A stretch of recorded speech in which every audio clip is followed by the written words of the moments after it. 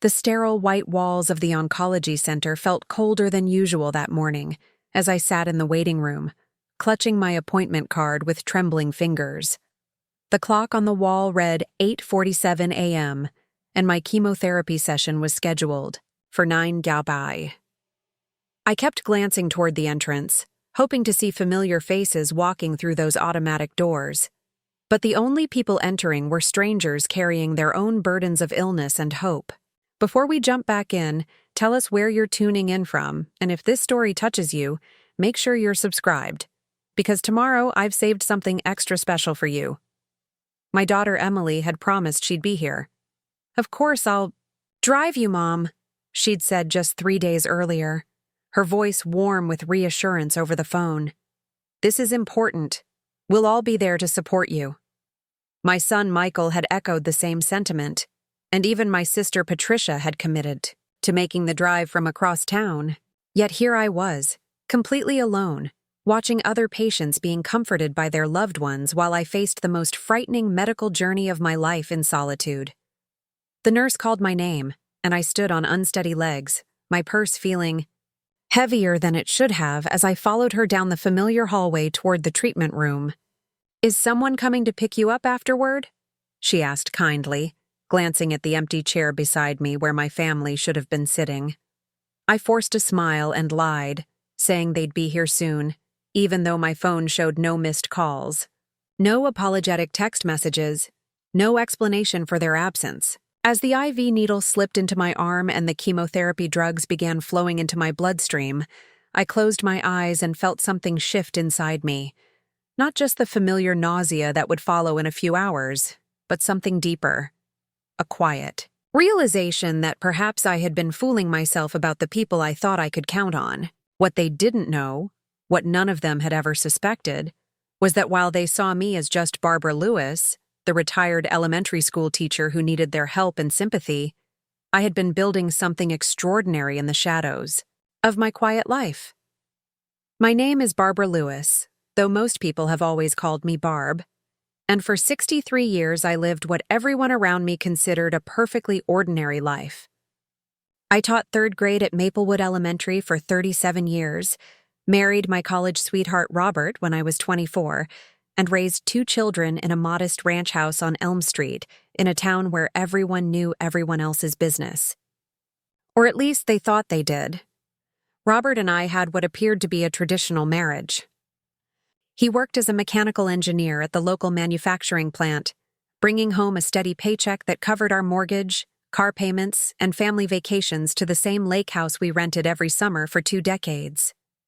I handled the household, finances, clipped coupons, planned meals around grocery store sales, and saved every penny I could squeeze from our modest dual income.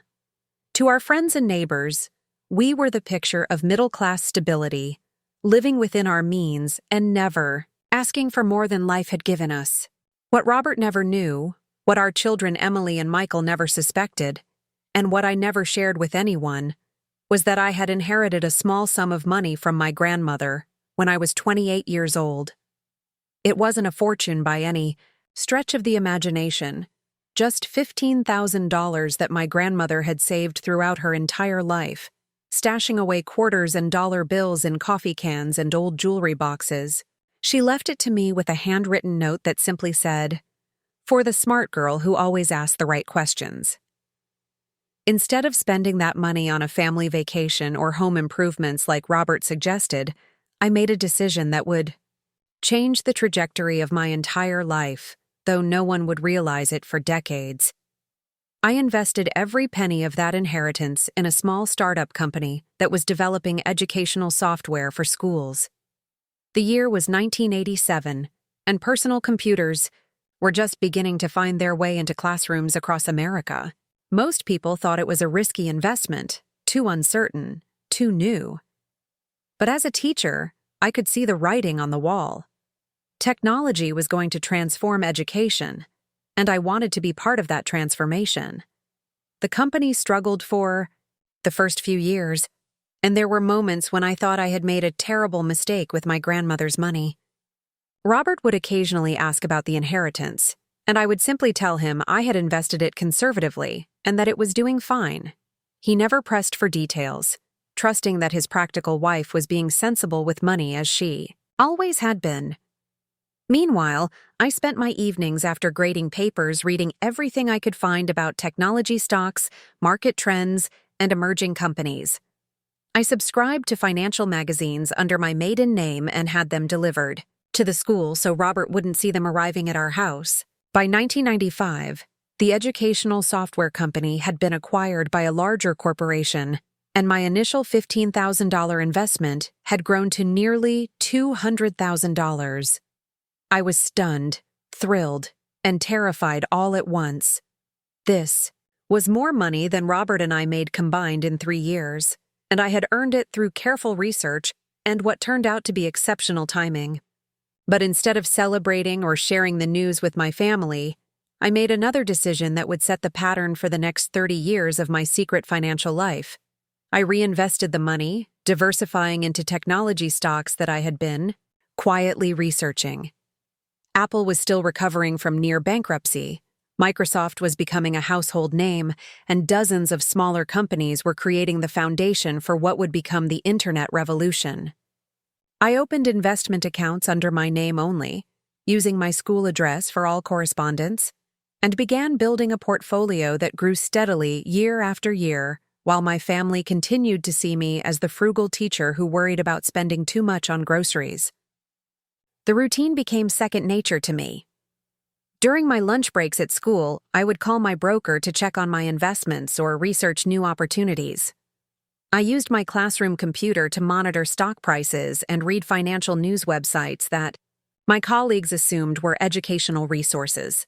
When I attended conferences for teachers, I would often extend my stay by a day or two and attend investment seminars instead, telling Robert I was taking additional professional development courses.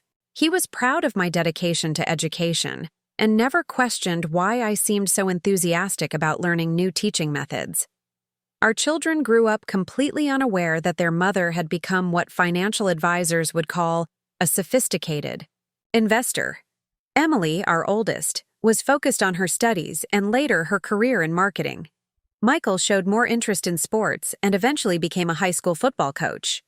Preparing and narrating this story took us a lot of time, so if you are enjoying it, subscribe to our channel. It means a lot to us. Now back to the story. Both children saw their parents as hardworking people who lived modestly and saved carefully for retirement. They had no reason to suspect that while their father was putting away small amounts in his company's 401k plan, their mother was building a portfolio worth hundreds of thousands of dollars and eventually millions. Robert's sudden heart attack when he was 59 came without warning. One moment he was watching television after dinner, and the next moment he was gone. The grief was overwhelming, but it was complicated by the secret I had been carrying for over 2 decades. As we planned his funeral and sorted through his affairs, I realized that my carefully hidden financial life would have to remain hidden even longer. Robert had left behind a modest life insurance policy and his retirement savings, which totaled about $80,000.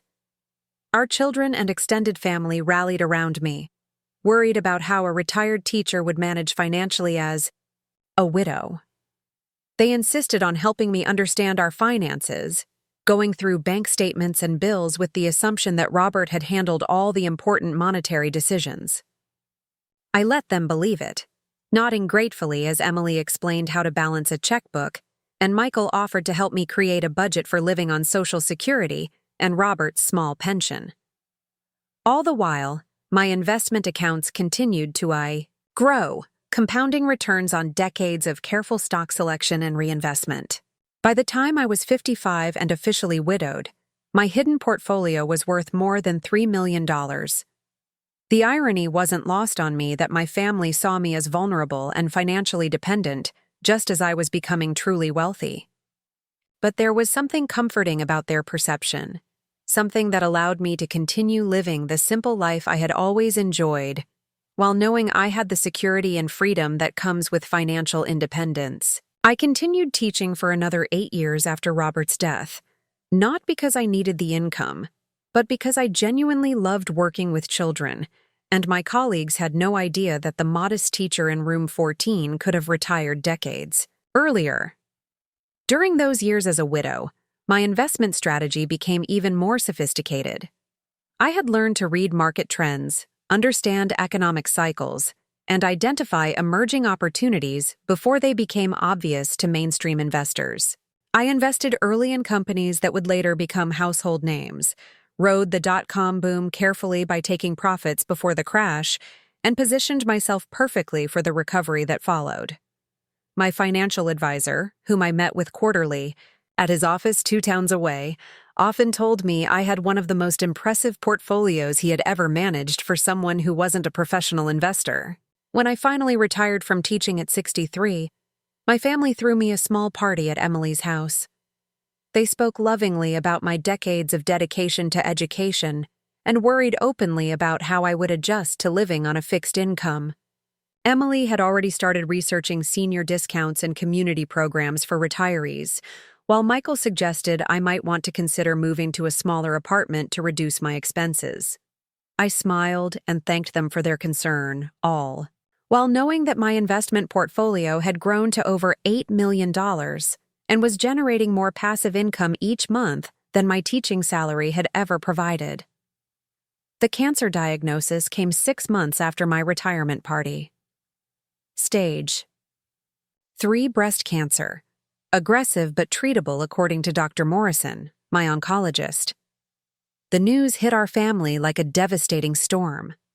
Emily immediately took charge of my medical care, insisting on attending every doctor's appointment and taking detailed notes about treatment options. Michael researched cancer centers and second opinions, determined to make sure his mother received the best possible care. My sister Patricia offered to help with whatever I needed, from grocery shopping to housework during treatment. For the first time in years, I felt genuinely grateful for their involvement in my life. Fighting cancer was terrifying, and having family support seemed essential for getting through the months of chemotherapy and recovery ahead. They created schedules for driving me to appointments, organized meal deliveries for days when I would be too sick to cook, and promised to be there for every step of the journey. I was touched by their dedication and felt guilty about the financial secret I had kept from them for so long. As I prepared for my first chemotherapy session, I almost considered telling them the truth about my financial situation. Perhaps it would bring us closer together, I thought. Maybe they would be proud of what I had accomplished through careful investing and financial planning. But something held me back, some instinct that the dynamic between us would change in ways I wasn't prepared for if they knew I was wealthy. For now, I decided it was enough that they were willing to support me through cancer treatment. The money could remain my secret a little longer. Looking back, I realized that was the last time I truly trusted that my family loved me unconditionally. The last time I believed that their concern for my welfare was purely about my health and happiness, rather than about what they thought I could or couldn't handle on my own. The last time I saw them as the caring, devoted children and sister I had raised and loved without question. Because what happened next, starting with that first abandoned chemotherapy appointment, would reveal truths about the people closest to me that would shatter everything I thought I knew about family loyalty and unconditional love. The morning of my first treatment, I woke up early and dressed carefully in comfortable clothes as the nurse had recommended. I ate a light breakfast and took the anti-nausea medication Dr. Morrison had prescribed as a preventive measure. My appointment was scheduled for 9 in the morning, and Emily had promised to pick me up at 8:30. I waited by the front window, watching for her car to pull into my driveway, my overnight bag packed with books, snacks, and entertainment. For what I had been told would be a 4-hour treatment session, 8:30 came and went, then 8:45. By 9 o'clock, I was starting to worry that something had happened to Emily, or that she had gotten the date confused. I called her cell phone, but it went straight to voicemail. I tried Michael next, thinking perhaps they had arranged for him to drive me instead, but his phone also went to voicemail. Growing anxious about missing my appointment, I called a taxi and arrived at the cancer center 15 minutes late, apologizing profusely to the receptionist and explaining that my ride had fallen through.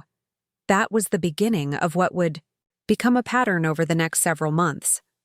Promises made and broken, schedules created and abandoned, support offered and then withdrawn without explanation or apology. It started small, with missed rides and forgotten meal deliveries, but gradually escalated into something that felt like deliberate abandonment just when I needed them most. And through it all, they had no idea that the woman they were treating with such casual neglect had the financial resources to hire private nurses, personal drivers, and any level of care she desired. What they also didn't know was that their mother, the woman they saw as a helpless retiree struggling with cancer, had been using her quiet time during treatment sessions to make some of the most profitable investment decisions of her life. While poison dripped into my veins through an IV tube, I was researching biotech companies developing new cancer treatments, identifying pharmaceutical stocks poised for breakthrough announcements, and positioning my portfolio for growth that would soon make their inheritance discussions irrelevant in ways they couldn't possibly imagine. The stage was set for revelations that would change everything, though none of us knew it yet. I was about to learn who my family really was when they thought I was at my most vulnerable, and they were about to discover who I had become during all those quiet years when they assumed I was just their ordinary, predictable mother and sister. The woman sitting alone in that chemotherapy chair, watching other families support their loved ones while mine was nowhere to be found, was not the person any of them thought they knew. But that discovery was still weeks away. For now, I had treatment to endure, a portfolio to manage, and a growing understanding that the people I had trusted most in the world might not be worthy of that trust after all. What I didn't yet realize was that their abandonment during my cancer treatment would become the catalyst for revealing a strength and independence I had spent decades building in secret, and that their assumptions about my vulnerability would prove to be the biggest miscalculation they had ever made. The second chemotherapy session was scheduled for a Thursday morning, 2 weeks after the first one where I had sat alone despite all the promises of family support. This time, I decided to test whether their absence had been a genuine emergency, or something more troubling. I called Emily 3 days in advance to confirm she would be driving me, and she assured me enthusiastically that she wouldn't miss it. Michael sent me a text message the night before, saying he had rearranged his coaching schedule specifically to be there with me during treatment. I should have known better than to hope. Thursday morning arrived gray and drizzly, the kind of weather that makes everything feel more difficult than it should. I prepared myself the same way as before, taking my anti-nausea medication, eating a light breakfast, and dressing in layers since the treatment center was always cold. By 8:15, I was ready and waiting by the window for Emily's silver Honda to appear in my driveway.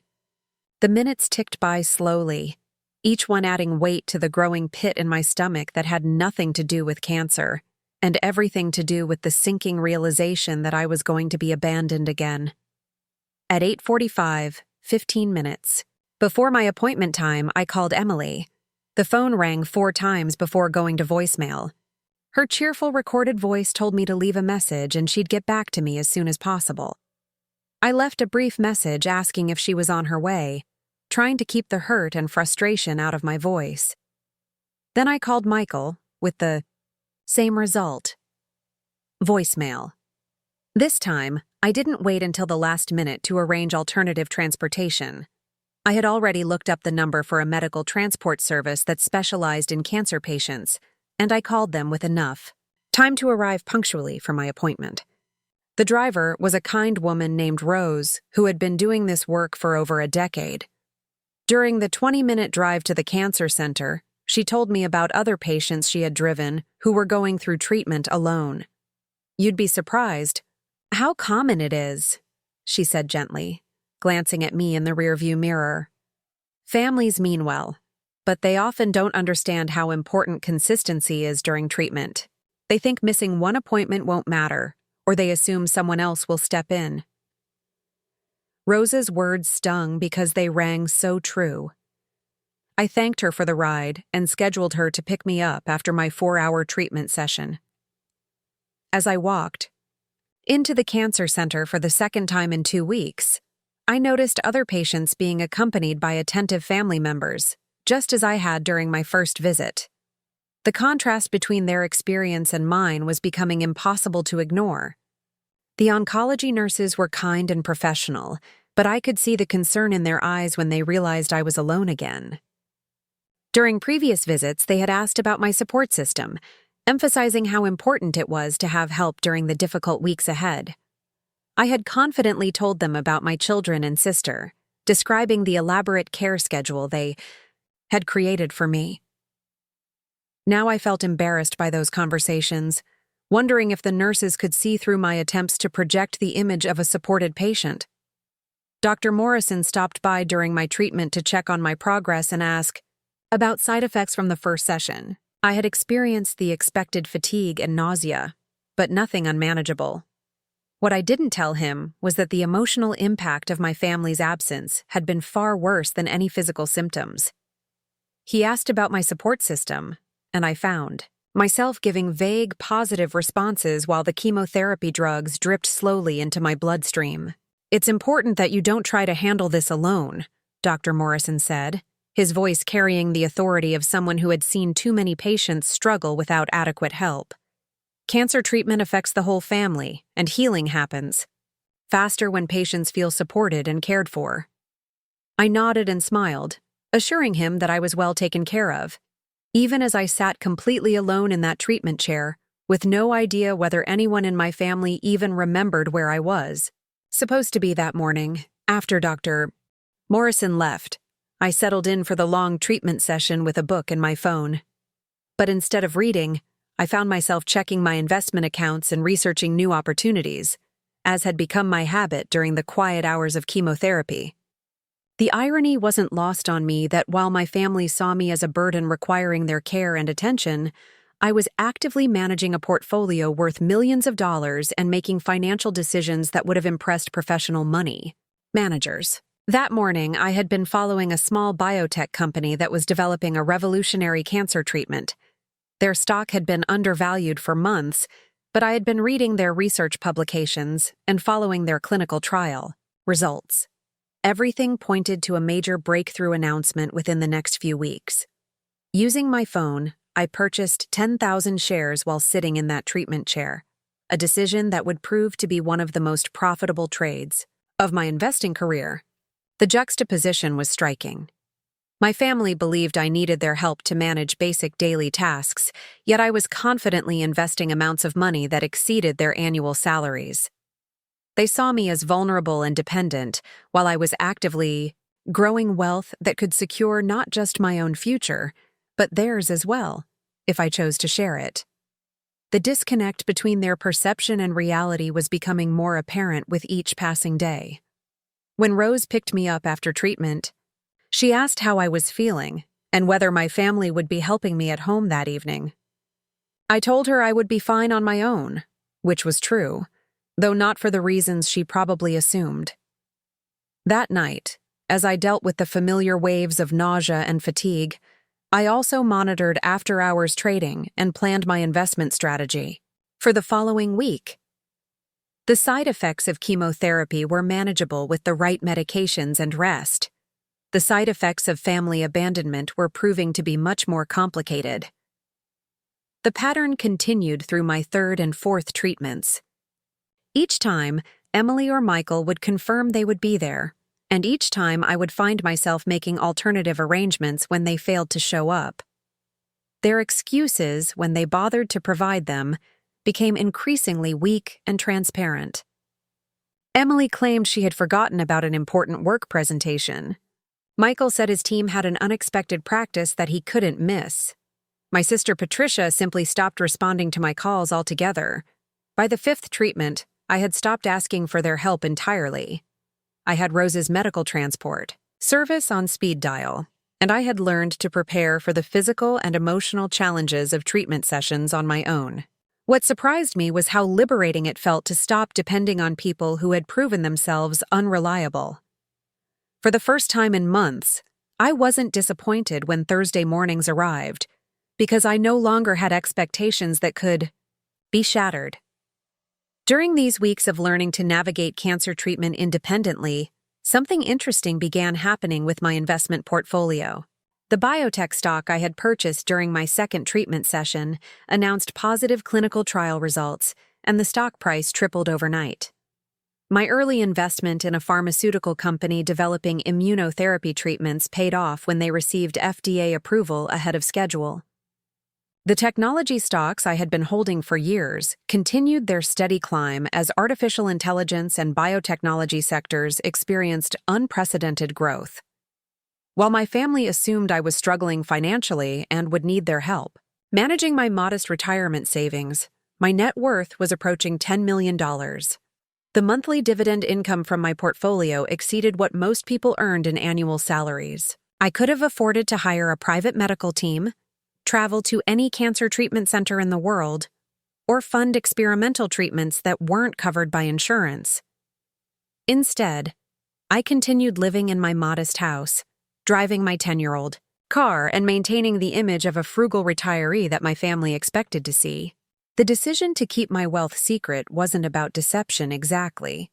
It was more about self-protection.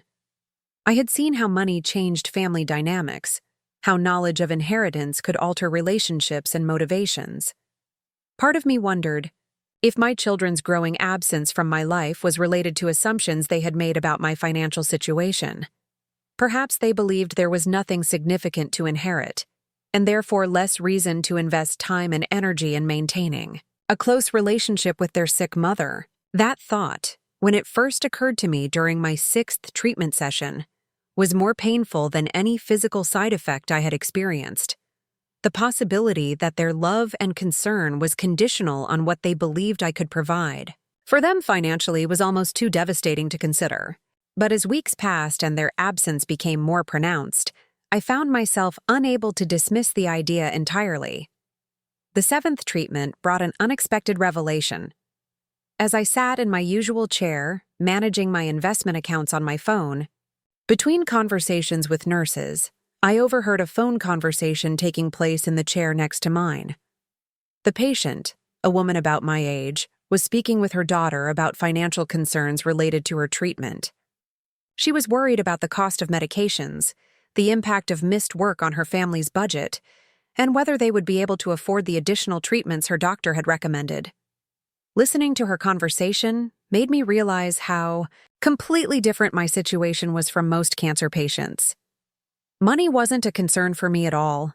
I could afford any treatment, any medication, any level of care without touching my principal investment. Yet my family had abandoned me just as thoroughly as if I were the most burdensome charity case imaginable. Their absence wasn't about financial stress or practical limitations. It was about something else entirely, something that felt much more personal and hurtful. That evening, after my 7th treatment, I made a decision that would change the trajectory of my relationship with my family forever. I called Emily and asked her to meet me for lunch the following weekend. To my surprise, she agreed immediately, sounding almost eager to spend time together. We arranged to meet at a small restaurant downtown, the kind of place where we had shared many conversations over the years. Emily arrived 10 minutes late, which had become typical for her interactions with me lately. She looked polished and professional in her marketing executive attire, checking her phone frequently and giving the impression that this lunch was fitting uncomfortably into her busy schedule. We ordered our food and made small talk about her work and my treatment progress. Everything felt forced and superficial, lacking the warmth and intimacy that had characterized our relationship throughout her childhood and young adulthood. Halfway through our meal, I decided to test a theory that had been forming in my mind over the past several weeks. I mentioned, casually, that I had been looking into my financial situation and was concerned about whether my savings would last through my treatment and recovery. I explained that the medical bills were higher than I had expected, and that I was worried about becoming a burden on the family if my money ran out. Emily's reaction was immediate and telling. Her demeanor shifted from distracted politeness to focused attention.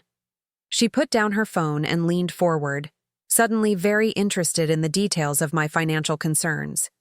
She asked specific questions about my savings, my monthly expenses, and my insurance coverage. For the first time in months, she seemed genuinely engaged in our conversation, though clearly not for the reasons I had hoped. "Mom, you know Michael and I will help however we can," she said, though her tone suggested she was calculating costs rather than offering unconditional support. "But it would be good to know exactly what we're looking at so we can plan accordingly." The conversation continued for another 30 minutes, with Emily becoming increasingly focused on the practical aspects of my supposed financial difficulties. She offered to help me create a budget, suggested ways to reduce my expenses, and even mentioned that she had been researching government assistance programs for cancer patients. Her concern seemed genuine, but it was clearly motivated by the belief that my financial needs would directly impact her own resources and lifestyle. When we parted ways in the restaurant parking lot, Emily hugged me with more warmth than she had shown in weeks. She promised to call me that evening to discuss how the family could help with my financial situation, and she seemed more engaged and attentive than she had been since my diagnosis. The contrast between her behavior when she thought I was financially secure and her reaction to my supposed money problems was stark and deeply revealing. That evening, Emily called as promised, and we had a lengthy conversation about my fabricated financial concerns. She had already spoken with Michael, and they had begun developing a plan to provide monthly financial assistance to help cover my treatment costs. They were willing to sacrifice some of their own discretionary spending to support me, though it was clear that this sacrifice would require significant adjustments to their lifestyles. Over the following days, both Emily and Michael became much more attentive and involved in my care. They called regularly to check on my health and my financial situation. They offered to accompany me to my next treatment session, something they hadn't done since the very first appointment. Michael even suggested that I might want to move in with his family temporarily to reduce my housing expenses during treatment. Their renewed attention confirmed what I had suspected but hadn't wanted to believe. Their concern for my welfare was directly related to their perception of my financial vulnerability. When they thought I was independently managing my situation without needing their help, they felt free to focus on their own lives and priorities. But when they believed I might become financially dependent on them, their engagement increased dramatically. The realization was both heartbreaking and illuminating. I had spent decades providing for my family, supporting them through college, helping with down payments on their first homes, and giving generous gifts at every holiday and milestone. But their care for me was conditional on their belief that I needed their financial assistance. They weren't neglecting a wealthy mother who could take care of herself. They were potentially abandoning a struggling retiree who might become a burden. For several days, I considered whether to continue the deception or reveal the truth about my financial situation. Part of me wanted to test how far their renewed attention would extend, while another part was disgusted by the entire situation. I had learned something about my children that I wished I hadn't discovered, and I wasn't sure how to move forward with that knowledge. The decision was made for me during my 8th treatment session. Emily had volunteered to drive me, keeping her promise to be more involved now that she believed I needed financial help. During the 4-hour treatment, she spent most of her time on her phone handling work calls and responding to emails. When she wasn't working, she talked about her own financial stresses, including her mortgage payment, her children's college funds, and her concerns about how helping me would impact her family's budget. At one point, while discussing her financial calculations, Emily mentioned that she had been thinking about my house and whether I should consider selling it to help fund my treatment. She had done some research on real estate values in my neighborhood and believed I could get a good price that would provide a significant cushion for my medical expenses. "It's probably too big for you anyway, Mom," she said, not looking up from her phone. "And the maintenance costs must be getting expensive. You could find a nice little apartment somewhere closer to Michael and me, and the money from the house sale would take care of all your medical bills with plenty left over." I sat quietly in that treatment chair, watching my daughter plan the dismantling of my life based on her assumption that I was financially desperate. She was discussing the sale of the home where she and Michael had grown up, where her father and I had built our life together, where I had planned to live out my remaining years. To her, it was simply an asset that could be liquidated to solve a problem she believed I couldn't handle on my own. The conversation continued with Emily outlining various cost-cutting measures I could implement, from switching to generic medications to shopping at discount grocery stores. She had clearly put considerable thought into how to manage my supposed financial crisis, though she had put no similar effort into simply being present during my treatment sessions when she thought I didn't need her help. As the chemotherapy drugs continued their slow drip into my bloodstream, I made a decision that would change everything. I was done pretending to be the financially vulnerable woman my family expected to see. I was done accepting their conditional care and calculating concern. Most importantly, I was done hiding the truth about who I really was and what I had accomplished during the decades they had taken me for granted. But I wasn't going to reveal my wealth in anger or use it as a weapon against them. Instead, I was going to use this knowledge about their true motivations to design a test that would show me exactly who my family members really were when they thought no one was watching. And depending on the results of that test, I would decide whether they deserved to know the truth about the fortune I had been building while they saw me as nothing more than an ordinary retired teacher. The plan that began forming in my mind during that 8th treatment session was elegant in its simplicity. I would give Emily, Michael, and Patricia exactly what they seemed to want: the opportunity to demonstrate their love and loyalty to a family member who truly needed their help. But I would also be watching carefully to see how they handled that responsibility when they thought it would cost them time, money, and convenience with no prospect of future reward. What they didn't know was that their behavior during this test would determine not only our future relationship, but also whether they would ever learn about the millions of dollars that could transform their lives if they proved themselves worthy of that knowledge. They had shown me their true faces when they thought I was strong and independent. Now I was going to see who they really were when they believed I was weak and dependent. The test was about to begin, and none of them had any idea they were about to be evaluated. The plan I devised during my 8th chemotherapy session required careful orchestration and perfect timing. I needed to create a scenario that would reveal my family's true character while maintaining the fiction of my financial desperation. Most importantly, I had to do this while continuing my cancer treatment and managing an investment portfolio that was generating more wealth than any of them could imagine. The first step was to deepen their belief in my supposed financial crisis. Over the next 2 weeks, I began making carefully calculated comments about money during our phone conversations. I mentioned that my insurance company had denied coverage for a newer, more expensive anti-nausea medication. I expressed concern about the copays for my treatments adding up faster than expected. I even suggested that I might need to consider less frequent follow-up appointments to save money, a statement that prompted immediate alarm from both Emily and Michael. Their responses were exactly what I had anticipated. Emily immediately offered to research patient assistance programs and generic alternatives to my medications. Michael suggested that I apply for disability benefits to supplement my income.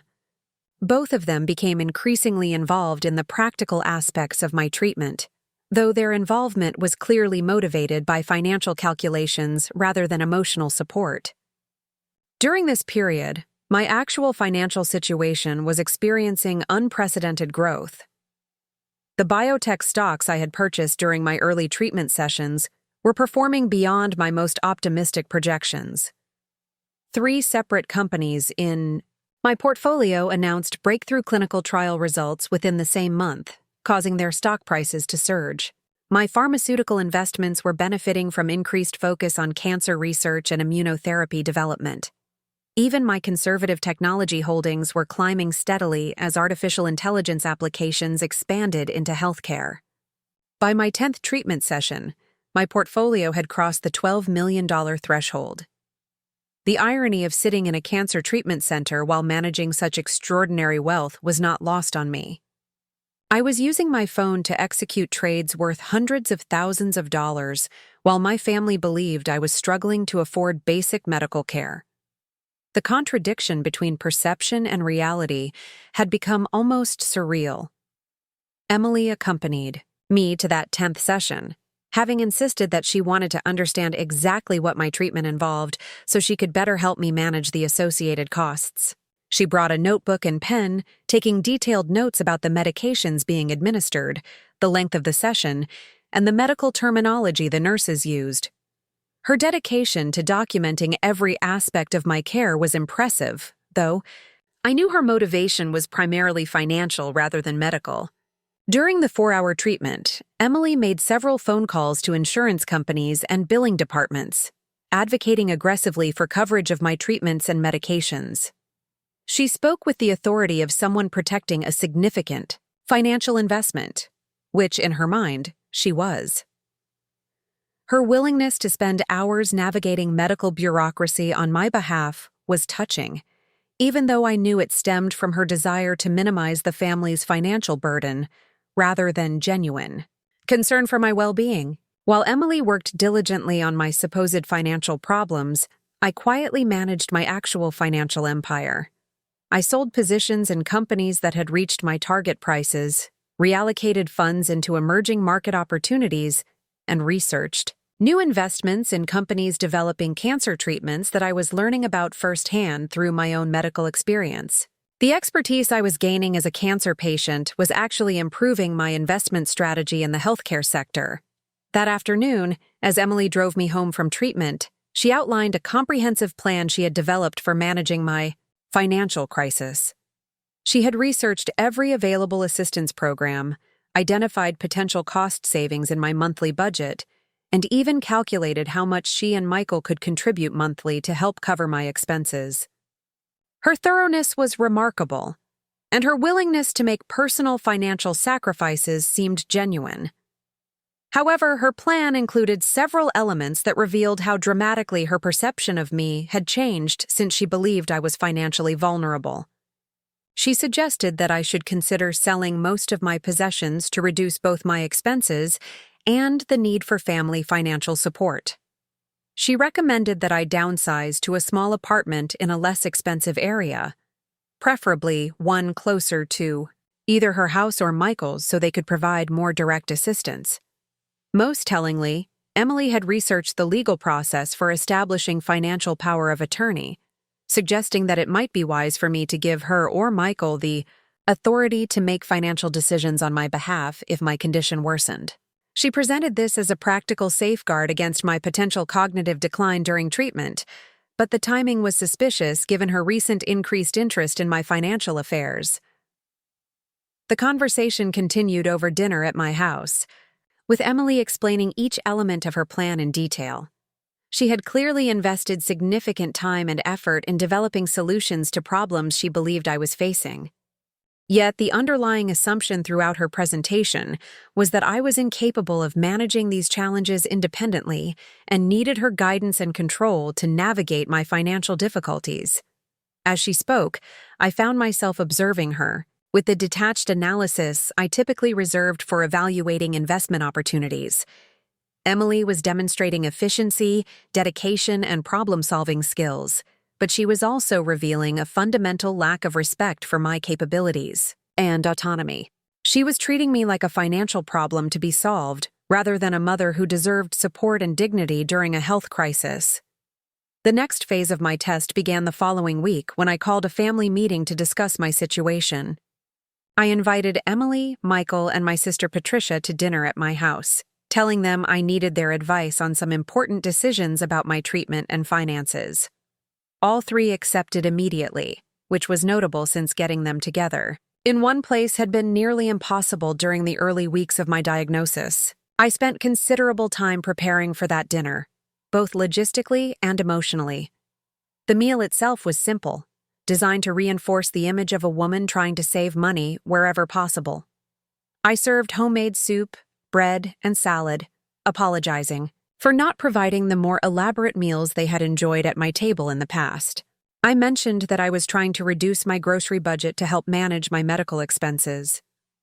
The conversation during dinner revealed the extent to which their perception of me had shifted. Patricia, who had been largely absent during my treatment, suddenly became very interested in my financial planning and long-term care options. She offered to help me research Medicaid eligibility and low-income housing options, suggestions that would have been insulting if they weren't so revealing of her assumptions about my situation. Michael approached the conversation with the analytical mindset of a coach developing a game plan. He had created spreadsheets calculating the family's collective ability to provide financial support, taking into account his own budget constraints and Emily's mortgage obligations. His presentation was thorough and well-intentioned, but it was based entirely on the assumption that I was incapable of managing my own financial affairs. The most significant revelation came when Emily presented her research on power of attorney arrangements. She had consulted with a lawyer friend who had explained the process for transferring financial decision-making authority to family members. Emily recommended that we establish these legal protections immediately, before my treatment potentially affected my cognitive abilities or decision-making capacity. What struck me most about this suggestion was not just the timing, but the way. Emily presented it as an obvious necessity, rather than a significant decision that deserved careful consideration. She had already identified which banks and investment firms would need to be notified, which legal documents would need to be signed, and which family member would be best positioned to assume primary financial responsibility for my affairs. The assumption underlying all of these plans was that I was fundamentally incompetent to manage my own life and finances. Despite having successfully navigated retirement planning, homeownership, and decades of independent living, my family now saw me as someone who needed their guidance and control to make basic decisions. The cancer diagnosis had apparently erased their memory of my capabilities and replaced it with a perception of helplessness that justified their intervention in every aspect of my life. As the evening progressed, I realized that my test was revealing something even more troubling than I had anticipated. It wasn't just that their care was conditional on their perception of my financial need. They actually seemed more comfortable with me being dependent and vulnerable than they had been when they thought I was strong and self-sufficient. Their increased attention and involvement wasn't just about financial obligation. It was about control and their need to feel important and needed. The dinner conversation eventually turned to specific timelines and action items. Emily wanted to schedule an appointment with her lawyer friend within the next week to begin the power of attorney process. Michael suggested that we should start looking at assisted living facilities immediately, arguing that it would be better to make housing decisions while I was still cognitively sharp rather than waiting until my condition potentially deteriorated. Patricia offered to begin sorting through my possessions to identify items that could be sold to help fund my care. She suggested starting with jewelry, artwork, and collectibles that might have value but weren't essential for daily living. Her eagerness to begin liquidating my assets was particularly striking, given her absence during the early weeks of my treatment. Throughout these discussions, I maintained the role of grateful but overwhelmed patient, thanking them for their concern and agreeing that their suggestions made sense given my supposed financial situation.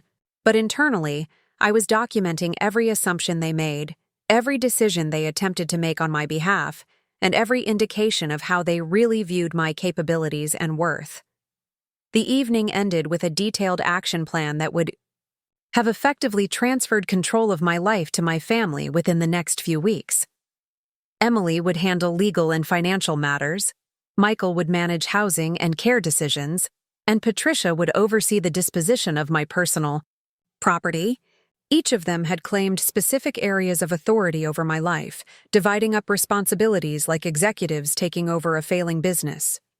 After they left, I sat in my quiet house reviewing the events of the evening with a mixture of sadness and cold anger. The people I had raised and loved were systematically planning to strip away my autonomy and independence based on their assumption that I was incapable of managing my own affairs. They weren't consulting me about these decisions. They were informing me of choices they had already made on my behalf. The most painful realization was that they seemed to prefer me vulnerable and dependent rather than strong and self-reliant. During the early weeks of my treatment, when they thought I was handling my situation independently, they had been largely absent from my life. But now that they believed I needed their help and control, they were suddenly very available and engaged. Their attention was conditional, not just on my need for financial assistance, but on my willingness to surrender my autonomy to their management.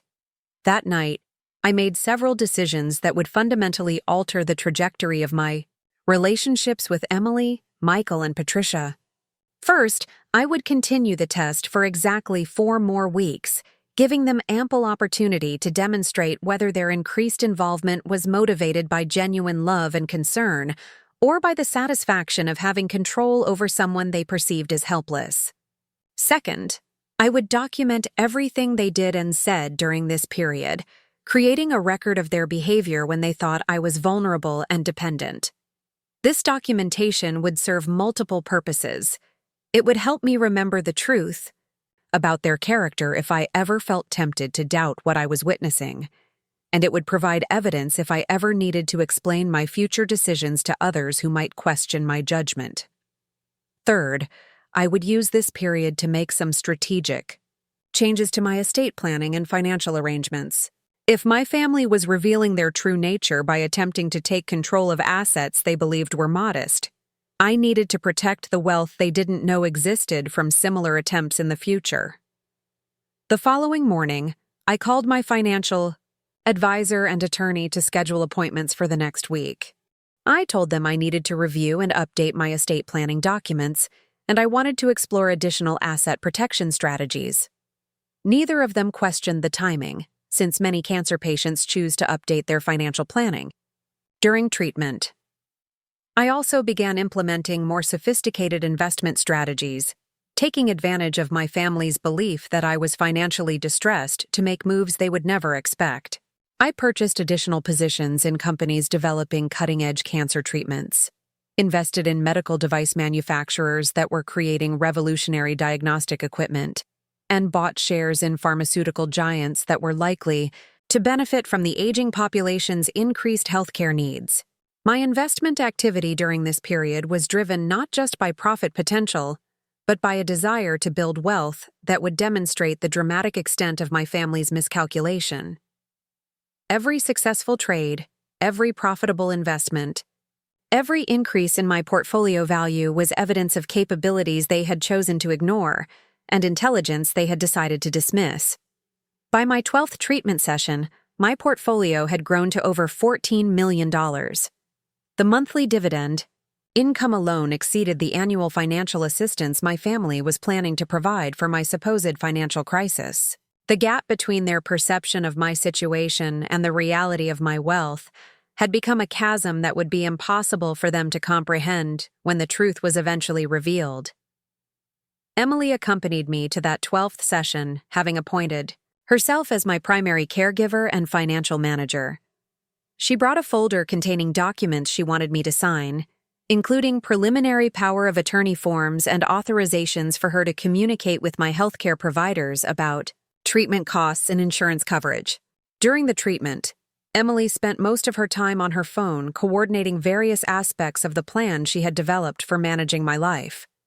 She spoke with a real estate agent about evaluating my house for a potential sale, contacted senior living facilities to gather information about availability and costs, and even called a company that specialized in estate sales to discuss liquidating my personal property. The efficiency with which Emily was dismantling my independence was both impressive and terrifying. In less than 3 weeks, she had developed a comprehensive plan for transferring control of every significant aspect of my life to herself and Michael. She was treating my cancer diagnosis as an opportunity to assume authority rather than as a crisis requiring temporary support. What Emily didn't realize was that I was using my phone during that treatment session to make one of the largest investment purchases of my life. A pharmaceutical company I had been tracking for months announced that morning that they had received FDA fast-track designation for a revolutionary cancer treatment. The stock price had already begun climbing on the news, but my research suggested it would continue rising dramatically over the next several weeks. I purchased 50,000 shares while Emily sat beside me planning the sale of my house and possessions. The investment represented nearly $2 million, an amount that exceeded the total value of assets Emily believed I owned. Within hours of my purchase, the stock had gained 12%, adding over $200,000 to my portfolio, while my daughter calculated how to stretch my supposed limited resources to cover basic living expenses.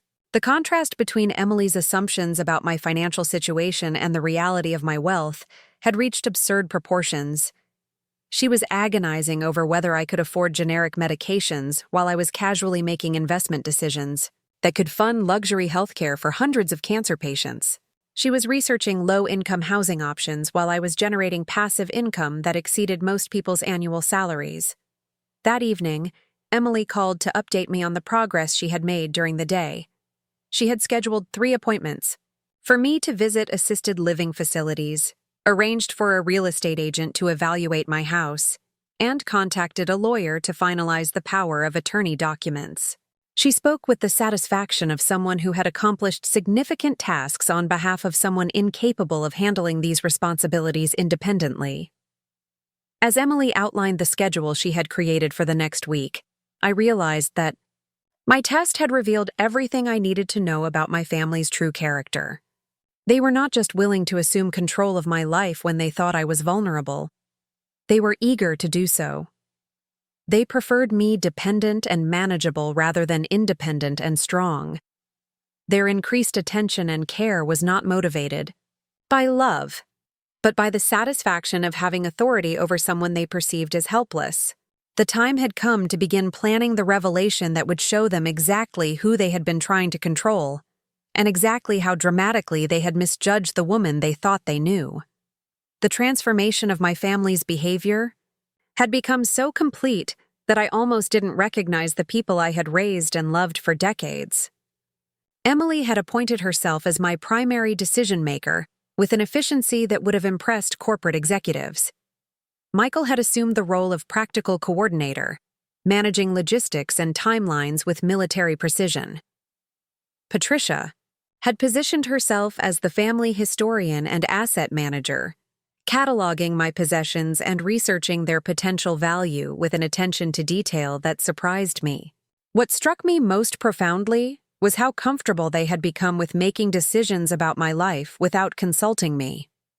The conversations that took place around my kitchen table now treated me as a subject to be discussed rather than a participant in my own life planning. They spoke about me in the third person while I sat right there, debating the merits of various assisted living facilities as if my preferences were irrelevant to the decision. Emily had become particularly assertive about establishing legal control over my finances.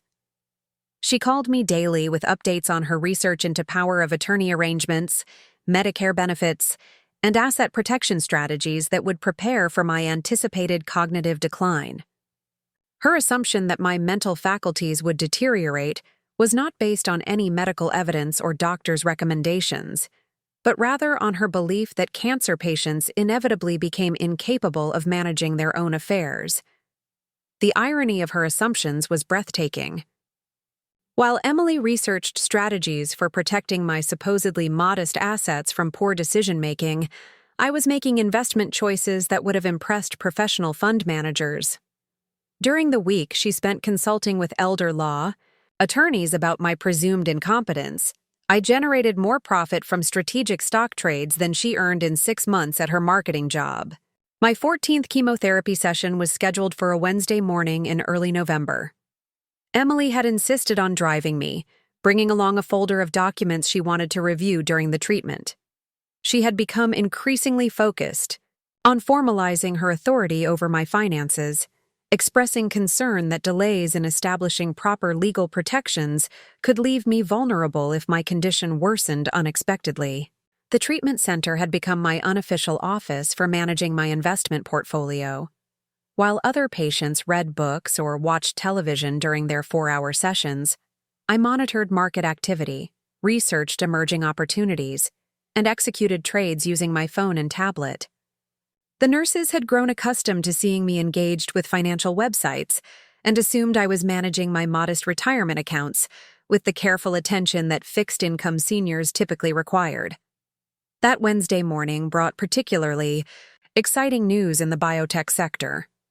2 companies in my portfolio announced simultaneous breakthroughs in cancer immunotherapy research, and a third received unexpected FDA approval for a treatment that had been in development for years. The market response was immediate and dramatic, with all 3 stocks experiencing double-digit gains within hours of the announcements. I spent the first hour of my treatment session managing the windfall from these developments, rebalancing my portfolio and taking profits on positions that had exceeded my target prices. By the time Emily finished her phone calls and settled into the chair beside me, I had generated more wealth in one morning than she expected to inherit from my entire estate. Emily opened her folder and began reviewing the documents she had prepared for my signature. The power of attorney forms were more comprehensive than I had anticipated, granting her authority not just over medical decisions, but over all financial transactions, real estate holdings, and investment accounts. She had also brought documents authorizing her to communicate with my bank, brokerage firms, and insurance companies on my behalf. As she explained each document, Emily's tone carried the patient authority of someone educating a confused elderly person about necessary but complicated procedures. She spoke slowly and clearly, frequently asking if I understood the implications of what I was signing.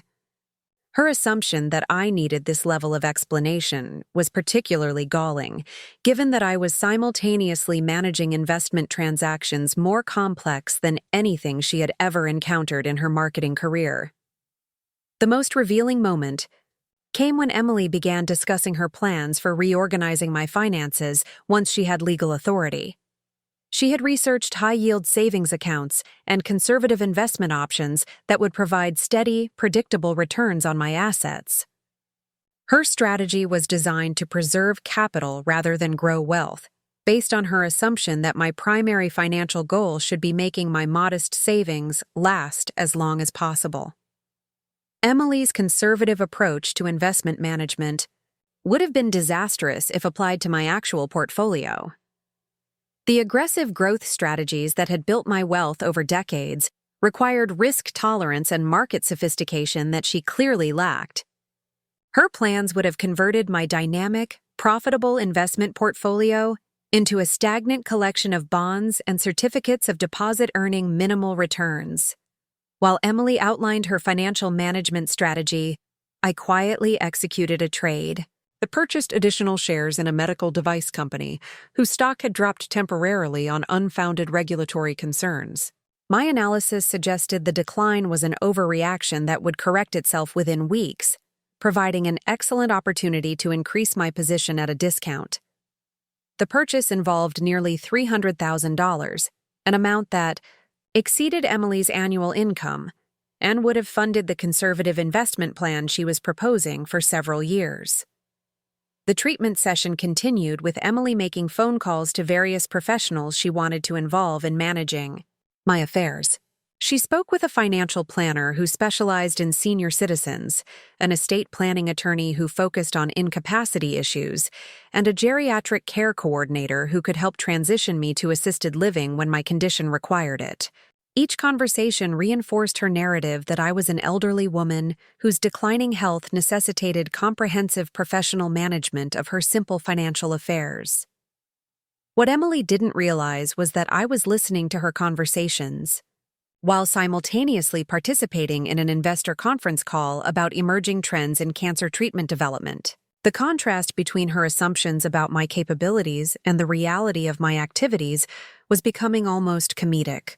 She was arranging for basic financial literacy education while I was analyzing complex market dynamics that would influence healthcare investments for years to come. During the drive home from treatment, Emily explained that she had scheduled appointments for the following week that would finalize the transfer of legal and financial authority to her and Michael. She had arranged meetings with my bank, my insurance company, and the brokerage firm where she assumed I kept my modest retirement savings. Her goal was to establish herself as the primary contact for all my financial accounts and to begin implementing the conservative management strategy she had developed. Emily's plan included closing what she called my risky investment accounts and consolidating everything into safer, more predictable vehicles that would be easier for her to monitor and manage. She was particularly concerned about any individual stocks I might own, viewing them as inappropriate for someone in my situation who couldn't afford to lose money on speculative investments. If Emily had succeeded in implementing her strategy, she would have liquidated a portfolio worth over $15 million and converted it into low-yield investments that might have generated $50,000 annually. Her well-intentioned management would have destroyed more wealth in a single afternoon than most people accumulate in a lifetime. The magnitude of her mistake would have been catastrophic, though she would never have realized the true cost of her conservative approach. That evening, Emily called to confirm our appointments for the following week and to remind me to gather all my financial documents so she could review them before our meetings with various institutions. She was particularly interested in seeing my investment account statements, tax returns, and insurance policies so she could understand the full scope of my financial situation before assuming responsibility for managing it. Her request for documentation presented an interesting challenge. I obviously couldn't provide statements showing millions of dollars in investment accounts while maintaining the fiction of financial distress that had motivated her increased involvement in my life. Yet I also couldn't indefinitely delay providing the information she needed to complete the legal arrangements she was pursuing so aggressively. I decided to use this opportunity to begin the process of revealing the truth about my actual financial situation. Rather than continuing the deception indefinitely, I would strategically expose the reality of my wealth in a way that would maximize the impact and ensure my family understood exactly how dramatically they had misjudged me. The plan I developed required careful orchestration across multiple fronts. I would arrange for my family to discover my wealth through their own investigation, rather than through a simple announcement that they might dismiss or rationalize. They needed to uncover the truth themselves in a context that would make denial impossible and force them to confront the full implications of their assumptions and behavior. My first step was to contact my financial advisor and request that he prepare a comprehensive portfolio summary that would be delivered to my house the following Monday.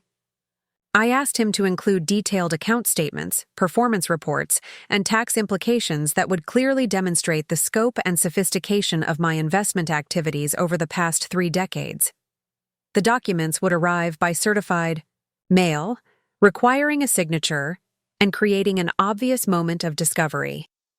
I also called my attorney to schedule a meeting for Tuesday morning, ostensibly to review the power of attorney documents Emily wanted me to sign. However, I instructed him to prepare materials that would reveal the true complexity of my estate planning needs, including documentation of assets that would shock anyone who believed I was struggling to afford basic medical care. The third element of my revelation strategy involved my investment activity during the remainder of my treatment schedule. I planned to make several large, high-profile trades that would generate significant profits in a short time frame, creating undeniable evidence of my financial sophistication and success. These transactions would be timed to coincide with my family's discovery of my existing wealth, amplifying the impact of their revelation. On Friday morning, I implemented the first phase of this plan by purchasing a substantial position in a pharmaceutical company that I knew would announce positive clinical trial results the following week. The investment required nearly $2 million, funded by selling positions in companies that had reached my target prices. The timing would ensure that my family would discover this transaction just as the stock price was surging on positive news, demonstrating both my financial resources and my investment expertise. Emily called that afternoon to confirm our weekend plans, which included visiting 2 assisted living facilities she had selected based on their affordability and proximity to her house. She had scheduled tours for Saturday morning and afternoon, followed by a family dinner on Sunday where we would finalize decisions about my future living arrangements and care needs. Her enthusiasm for these plans was evident in her voice. Emily had clearly invested considerable emotional energy in developing solutions to problems she believed I couldn't handle independently. She seemed genuinely excited about the prospect of providing the guidance and structure she assumed I desperately needed. Her satisfaction at being needed and valued as a problem solver was unmistakable. The facility tours on Saturday were revealing in ways Emily hadn't anticipated. Both locations were designed for residents with limited financial resources and declining cognitive abilities. The staff spoke to me in the patronizing tone typically reserved for elderly people with dementia, and the activities programs focused on basic entertainment rather than intellectual stimulation. Emily seemed comfortable with these environments, apparently believing they were appropriate for someone in my situation. During the second facility tour, I asked detailed questions about their investment planning services and estate management resources. The activities director seemed surprised by my inquiries, explaining that most residents relied on family members to handle such matters, since financial complexity often became overwhelming for people dealing with serious health issues. Emily quickly intervened in this conversation, explaining to the staff that she would be managing my financial affairs and that I wouldn't need access to sophisticated planning resources. Her assumption that I lacked the capacity for complex financial decision-making was stated so matter-of-factly that the facility staff accepted it without question, adjusting their presentation to focus on basic care services rather than programs designed for financially independent residents. The contrast between Emily's perception of my needs and my actual capabilities was becoming impossible to ignore. She was evaluating living situations based on her belief that I was cognitively impaired and financially limited, while I was mentally calculating how the cost of premium assisted living facilities compared to the monthly dividends from my investment portfolio. Sunday dinner at Emily's house included Michael and Patricia, who had both contributed to the planning process for my anticipated transition to managed care. The conversation centered on timelines and logistics for implementing the decisions they had made about my future. Michael had researched moving companies that specialized in senior relocations, while Patricia had contacted auction houses about selling my furniture and personal belongings. The efficiency with which they had organized the dismantling of my independent life was remarkable. Within 6 weeks of deciding that I needed their help, they had developed a comprehensive plan for transferring control of every aspect of my existence to their management. They had identified appropriate housing, arranged for professional oversight of my finances, and prepared to liquidate my possessions to fund the care they deemed necessary. Throughout dinner, they spoke about these arrangements with the satisfaction of family members who were stepping up to handle a difficult situation responsibly. Their tone conveyed pride in their thoroughness and dedication to ensuring my well-being during a challenging period. They seemed to view their assumption of control over my life as evidence of their love and commitment, rather than as a potentially inappropriate invasion of my autonomy. The most striking aspect of their discussion was how completely they had eliminated me from decision-making about my own future. They presented their plans as final determinations rather than proposals for my consideration. When I occasionally offered input or expressed preferences, they listened politely, but clearly viewed my opinions as less informed than their research and planning. Patricia had become particularly focused on the financial aspects of their plan. Having calculated precisely how much money would be available after selling my house and possessions, she had developed detailed budgets for my care costs and had researched various funding sources that could supplement my supposed limited resources.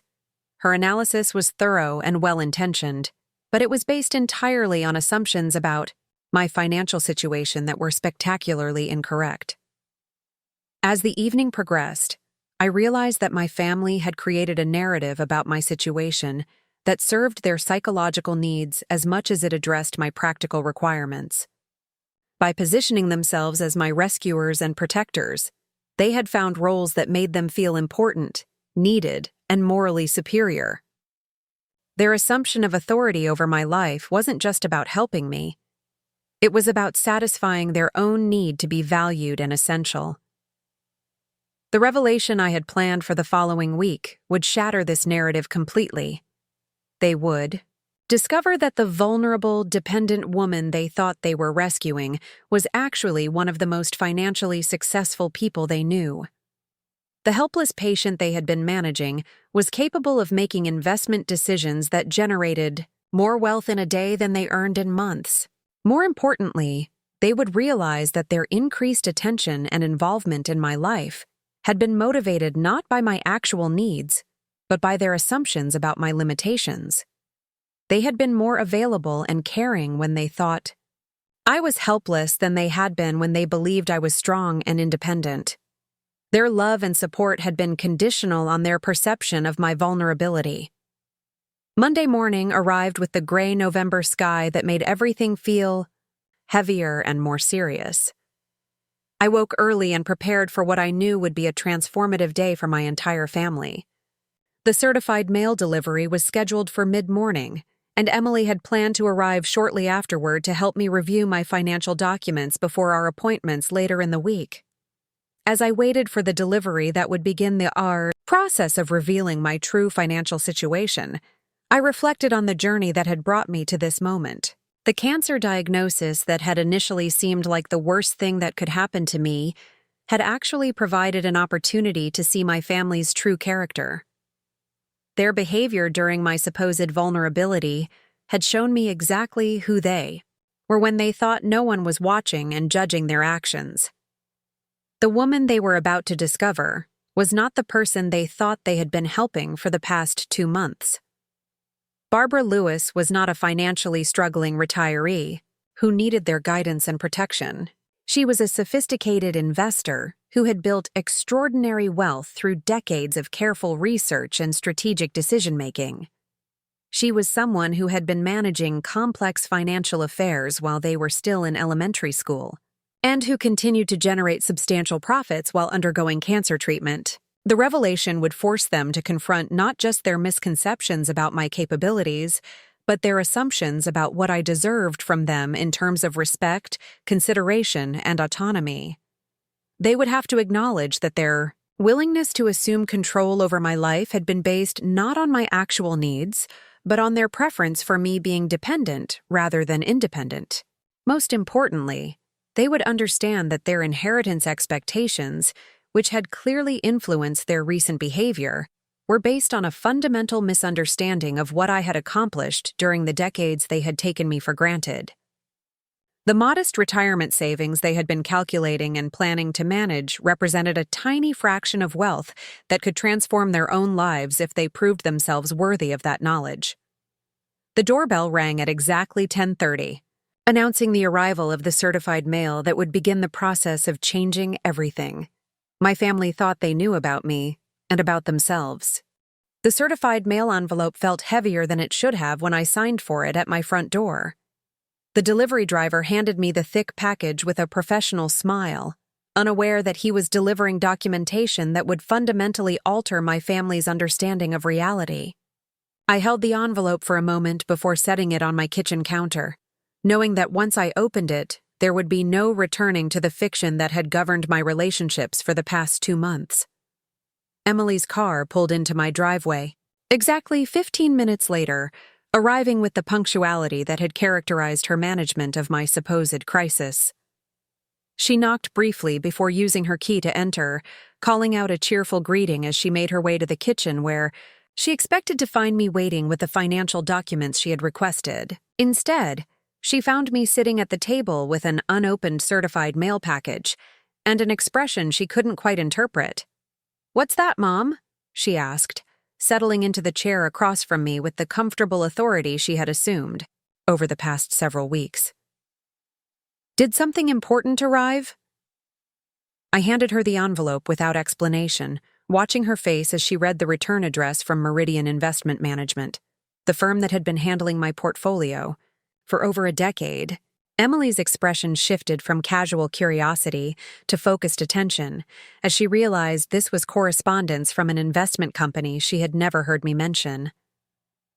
"I didn't know you had accounts with this firm," she said, her tone carrying the slight accusation of someone who had spent considerable time researching my financial situation. "Is this related to Dad's old retirement funds?" Rather than answering, I suggested she open the envelope and review the contents. Emily's efficient fingers worked quickly to extract the documents, and I watched her face transform as she began reading the first page of my quarterly portfolio summary. Her eyes widened as she processed the account balances, then narrowed as she tried to understand what she was seeing. The first page alone contained enough information to shatter every assumption Emily had made about my financial situation. The summary showed total assets under management exceeding $16 million, with year-to-date gains of over $2 million. The portfolio included holdings in dozens of companies across multiple sectors, with concentration in technology and healthcare stocks that had performed exceptionally well during the past several years. Emily's hands trembled slightly as she turned to the second page, which detailed my investment activity during the previous quarter. The transactions listed there included purchases and sales in amounts that dwarfed her annual income, executed with timing and precision that demonstrated sophisticated market knowledge. One trade alone had generated profits exceeding what she earned in 6 months at her marketing job. "I don't understand," Emily whispered, her voice carrying the confusion of someone whose entire worldview was collapsing in real time. "This can't be right. These numbers are impossible." She continued reading through page after page of documentation, each one providing additional evidence of wealth and investment sophistication that contradicted everything she thought she knew about my financial situation. The quarterly performance report showed annualized returns that would have impressed professional fund managers. The tax summary indicated dividend income that exceeded the total value of assets she had believed comprised my entire estate.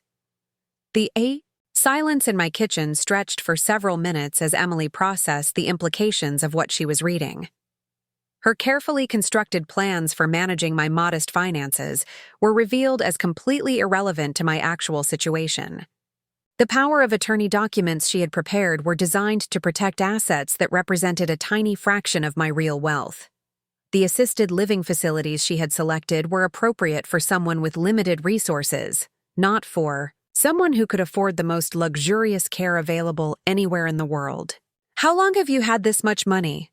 Emily finally asked, her voice barely audible as she continued staring at the documents spread across the table.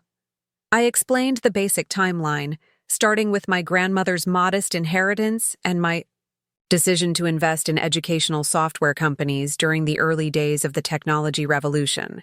I described how I had reinvested profits, diversified into other sectors, and gradually built a portfolio that had grown far beyond anything I had initially imagined possible. I told her about the decades of research, the careful analysis of market trends, and the strategic decision-making that had generated extraordinary returns on my investments. Emily listened without interrupting, but her expression grew increasingly distant as she realized the full scope of what I had accomplished while she was growing up, believing we were a family of modest means. The woman she had been treating as financially incompetent had been making investment decisions that demonstrated expertise and sophistication she had never suspected. "Why didn't you tell us?" she asked, though her tone suggested she was beginning to understand that the question was more complex than it appeared. I explained that initially, I had kept my investment activities private because I wasn't sure they would be successful and didn't want to raise expectations that might not be fulfilled. As the years passed and my wealth grew, the secret had become easier to maintain than to reveal. Robert and I had lived comfortably on our combined salaries, and there had seemed to be no reason to complicate our family dynamics by introducing knowledge of additional resources.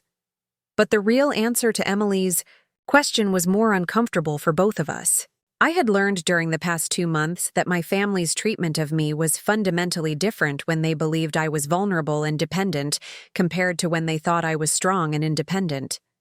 Their care and attention had been conditional on their perception of my limitations, rather than motivated by genuine love and respect.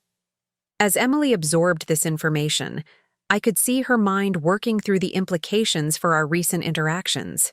She was beginning to realize that every decision she had made on my behalf, every plan she had developed for my future, and every assumption she had made about my capabilities had been based on a fundamental misunderstanding of who I actually was. The phone rang, interrupting our conversation with the familiar sound that had become associated with Emily's coordinated management of my life. Without thinking, she answered using the authoritative tone she had adopted when speaking to professionals about my affairs. "Lewis Residence, this is Emily speaking," she said automatically, then paused as she realized the absurdity of answering my phone as if she were my caretaker. The caller was the real estate agent Emily had contacted about evaluating my house. For sale, calling to confirm our appointment for later that week. Emily's conversation with the agent became increasingly awkward as she tried to explain that the appointment might no longer be necessary without revealing why circumstances had changed so dramatically. She ended the call with vague promises to contact the agent if we decided to proceed with the evaluation, then sat staring at her phone as if it had betrayed her. "I need to call Michael," she said suddenly, reaching for her phone again. "He needs to see this." Michael arrived within 30 minutes, having canceled his afternoon coaching responsibilities, when Emily told him there was an emergency requiring immediate family discussion. He entered my house with the concerned urgency of someone expecting to deal with a medical crisis, but found instead his sister and mother sitting quietly at the kitchen table surrounded by financial documents. Emily handed him the portfolio summary without explanation, and I watched Michael's face go through the same transformation that Emily's had experienced an hour earlier.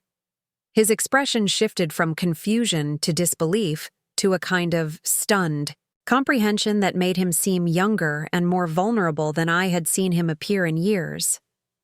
"This is real?" he asked after several minutes of silent reading. "You actually have this much money?" I confirmed that the documents were accurate and current, then waited as Michael processed the implications. He was a practical person who approached problems systematically, and I could see him working through the logical consequences of this revelation for our family relationships and his own assumptions about the future. "So, you never needed our help," he said slowly, the statement emerging as both question and accusation. "You could have hired private nurses, personal drivers, premium health care. You could have afforded any kind of care you wanted." The accuracy of his observation hung in the air between us. I had indeed allowed them to believe I needed their assistance while possessing resources that would have made such help unnecessary. But the real question wasn't whether I had needed their help practically, but whether they would have provided it if they had known I didn't require it financially. Emily's phone buzzed with a text message, and she glanced at it automatically, before looking up with an expression of growing mortification. "It's Patricia," she said quietly. "She's asking about the auction house appointment she scheduled for next week to evaluate your furniture." The mention of Patricia triggered a memory that made the current situation even more surreal. My sister had spent hours researching the potential value of my possessions, calculating how much money could be raised by selling items I had accumulated over decades of marriage and family life. She had approached the task with dedication and thoroughness, motivated by her belief that liquidating my belongings was necessary to fund my care. Michael was still studying the investment documents, shaking his head occasionally as he encountered particularly impressive performance numbers. "You made more money last month than I make in a year," he said finally, "and we were planning to give you monthly allowances to help with your expenses." The irony in his voice was unmistakable, but beneath it was something that sounded like embarrassment or shame. He was beginning to understand that their recent behavior had been based not on accurate assessment of my needs, but on assumptions that revealed more about their prejudices than about my reality. My phone rang, and the caller ID showed my attorney's office confirming our appointment for the following morning. Emily and Michael both looked at me expectantly, apparently assuming that this call was related to the power of attorney arrangements Emily had been pursuing so aggressively. "That's my estate planning attorney," I explained after ending the call. "I scheduled an appointment to discuss some changes to my will and trust arrangements." Emily's face went pale as she realized the implications. "You already have estate planning documents? Complex ones?" I explained that I had been working with estate planning professionals for over 15 years, updating my documents regularly as my financial situation evolved and tax laws changed. My current will and trust arrangements were sophisticated instruments designed to manage substantial assets and minimize tax implications for my beneficiaries. The simple power of attorney forms Emily had prepared were completely inadequate for managing an estate of my size and complexity. The kitchen fell silent again as Emily and Michael absorbed this additional layer of revelation. Not only had they misunderstood my financial situation, they had also dramatically underestimated the complexity of managing my actual assets. The legal arrangements they had been pursuing would have been laughably insufficient for handling my real estate planning needs. "We need to call Patricia," Emily said suddenly. "She needs to know about this before she makes any more appointments or arrangements." Michael nodded in agreement, and I watched as they struggled with how to explain to my sister that everything they had planned and researched over the past 2 months was based on completely false assumptions. Patricia had been as invested in their rescue narrative as Emily and Michael, and she would have to confront her own misconceptions about my capabilities and circumstances. Emily called Patricia using the speaker function, beginning the conversation with the awkward announcement that significant new information had emerged about my financial situation. Patricia's initial response was confused concern that I had hidden debts or legal problems that would complicate their care planning. When Emily began reading some of the numbers from my portfolio summary, Patricia's confusion turned to stunned silence. "That can't be right," Patricia finally said, her voice carrying the disbelief of someone whose entire understanding of reality was being challenged. "Barb doesn't know anything about investing. She's never even mentioned owning stocks." The conversation continued for nearly an hour, with Emily and Michael taking turns reading portions of my financial documents to Patricia over the phone. Each new piece of information seemed to deepen her shock and confusion. She had difficulty accepting that her sister, whom she had seen as financially naive and practically helpless, had actually been building extraordinary wealth for decades while maintaining a facade of middle-class modesty. "I've already scheduled the estate sale consultation," Patricia said weakly near the end of the call. "I've been researching antique dealers and auction houses for weeks." The absurdity of the situation was becoming overwhelming. My family had spent enormous amounts of time and energy developing solutions to problems that didn't exist, based on assumptions that were completely wrong. They had been racing to rescue someone who was more financially secure than they could have imagined, while treating that person as if she lacked the intelligence and capability to manage her own affairs. As the phone call with Patricia ended, Emily and Michael sat quietly at my kitchen table, surrounded by evidence of wealth and financial sophistication that contradicted everything they thought they knew about me. The silence was heavy with implications that none of us were quite ready to address directly. "Why did you let us make all those plans?" Emily asked finally, her voice carrying hurt and confusion. "Why did you let us think you needed our help?" The question was fair, but the answer was complicated. I explained that I had wanted to see how they would respond when they thought I was vulnerable and dependent. Their behavior during my cancer treatment had revealed aspects of their character that I needed to understand before making decisions about our future relationship and their potential inheritance. "You were testing us," Michael said, his tone flat with realization. "You wanted to see if we would actually take care of you or if we would abandon you." I confirmed that their behavior had indeed been a test, though not one I had planned initially. Their absence during my early treatment sessions had prompted me to create the fiction of financial distress to see whether their care was conditional on their perception of my needs. The results had been both illuminating and disappointing. Emily's face flushed with what appeared to be a mixture of anger and embarrassment. "So when were we supposed to learn the truth? After we had moved you into assisted living and sold your house?" The question highlighted the ethical complexity of what I had done. I had allowed them to invest significant time and emotional energy in developing plans that were unnecessary and inappropriate for my actual situation. But I had also learned essential truths about their motivations and character that would influence our relationships for whatever time I had remaining. "I learned that your care and attention increased dramatically when you thought I needed your financial help," I said quietly. "When you believed I was managing my situation independently, you were largely absent from my treatment. When you thought I was struggling, you became very involved and concerned." The truth of this observation was undeniable, and both Emily and Michael struggled to find responses that didn't confirm what I was saying.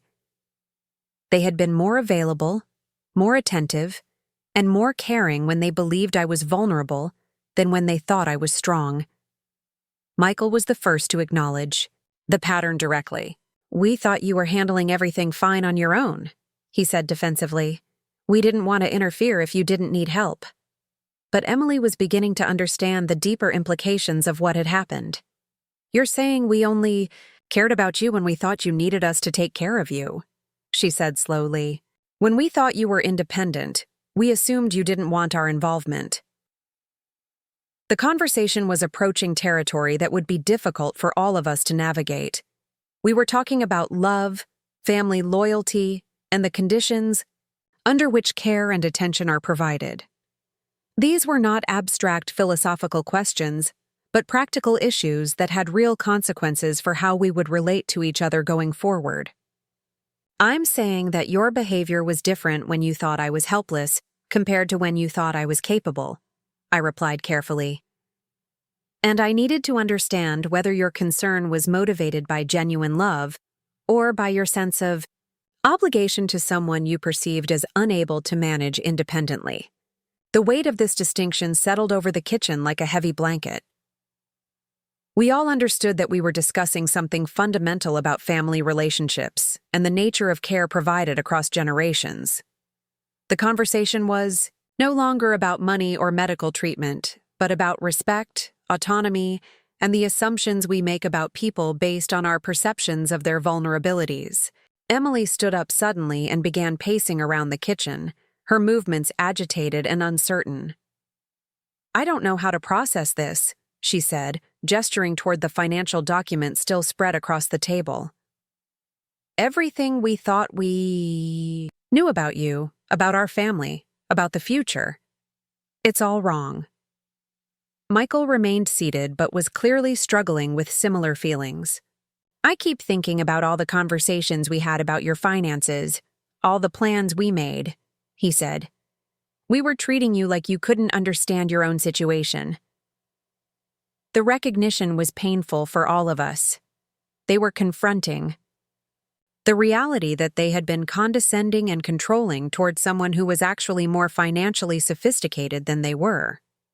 They had assumed authority over decisions that belonged to someone far more qualified to make them. They had positioned themselves as protectors of someone who needed no protection. "What happens now?" Emily asked, stopping her pacing to face me directly. "How do we move forward from this?" The question was exactly what I had been preparing to address.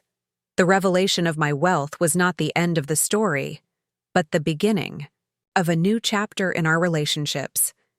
How we proceeded would depend on their willingness to acknowledge what they had learned about themselves and their commitment to treating me with the respect and autonomy I deserved, regardless of their perceptions of my vulnerabilities.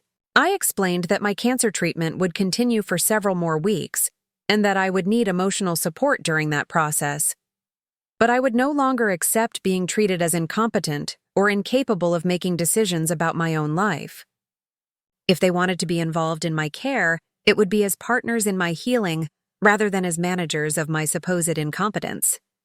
I also explained that my estate planning would need to be revised based on what I had learned about their character and motivations. The way they had behaved when they thought I was vulnerable would influence decisions about inheritance and legacy that would affect them for the rest of their lives. Emily and Michael exchanged glances that suggested they were beginning to understand the long-term implications of their behavior during my supposed crisis.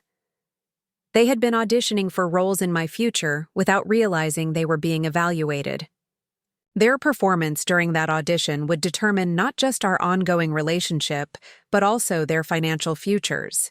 "We made mistakes," Emily said quietly. "We made assumptions and we treated you badly. I can see that now." Michael nodded in agreement. "We should have trusted you to know what you needed and asked how we could help instead of deciding what was best for you." Their acknowledgement was a beginning, but rebuilding trust and respect would require sustained effort and genuine change in how they approached our relationship. They would need to demonstrate that they could value me as a person rather than as a problem to be solved or a burden to be managed. The afternoon sun was setting as we concluded our conversation, casting long shadows across the kitchen where so many family decisions had been made over the years.